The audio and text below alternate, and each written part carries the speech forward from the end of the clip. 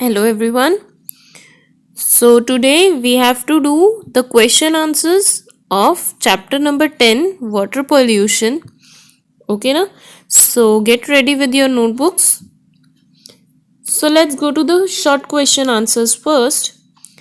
Name any two materials which can make rain water impure. First question है हमारा कि दो materials बताने हैं जिससे rain water impure हो रहा है. So बहुत सारे materials हैं लाइक डस्ट है, डर्ट है, हार्मफुल गैसेस हैं, जर्म्स हैं, जिसकी वजह से क्या हो रहा है, रेन वाटर इम्प्योर हो रहा है. Okay, so dust, germs, dirt and harmful gases make rain water impure. Next number 2, name any two human activities which can cause water pollution. दो ह्यूमन एक्टिविटीज बतानी है जिनकी वजह से वाटर पोल्यूशन हो रहा है. सो ऐसी कुछ एक्टिविटीज़ है like bathing cattle in rivers और people wash clothes in rivers, all right, and sewage is dumped in rivers, domestic waste is dumped in rivers. So हम कोई भी 2 पॉइंट्स यहाँ से पिकअप कर सकते हैं और लिख सकते हैं.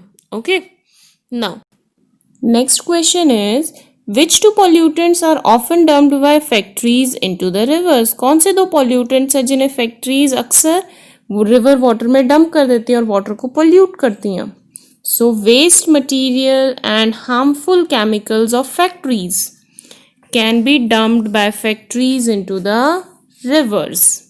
वेस्ट मटेरियल और जो हार्मफुल केमिकल्स फैक्ट्रीज से निकलते हैं वो क्या करते हैं, हमारे जो रिवर वाटर है उसको क्या कर सकते हैं, पोल्यूट करते हैं. ठीक है ना. Next, name two diseases that may be caused by drinking polluted water. कोई दो डिजीजेज हमें बतानी है, तो ये हमने पिछले एक और चैप्टर में किया था question. So it is very easy. Cholera, diarrhoea, typhoid. ठीक है ना. These are the diseases that can be caused by drinking polluted water. Next, number 5. Write the name of two types of materials used by fertilizers to increase the production of crops.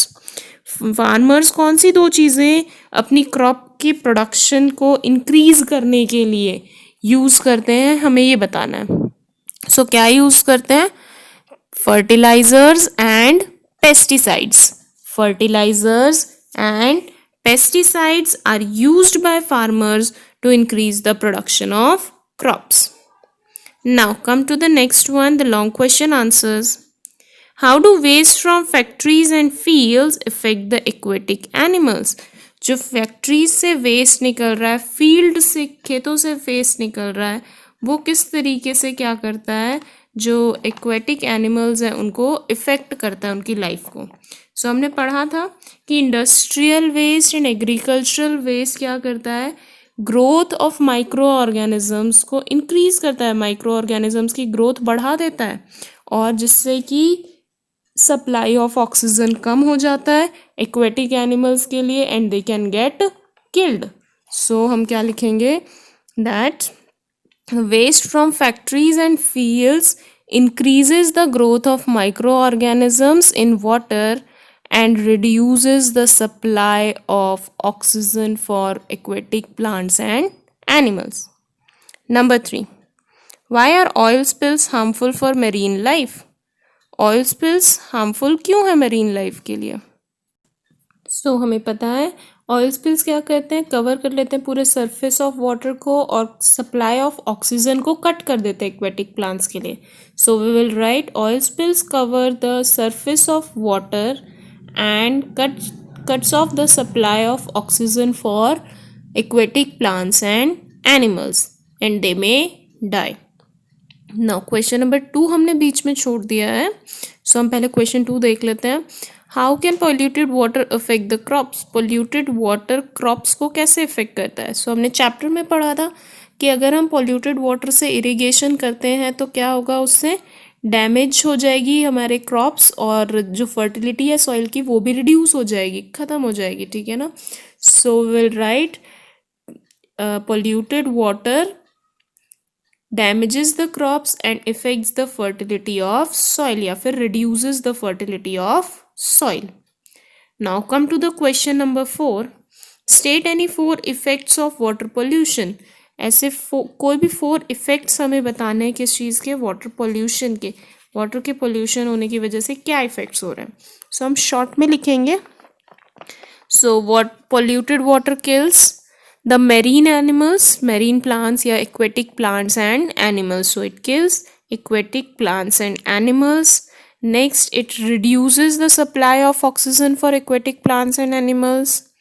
और क्या हो सकता है, हमें diseases हो सकती हैं. Drinking polluted water can cause diseases like diarrhea, typhoid, cholera. Okay.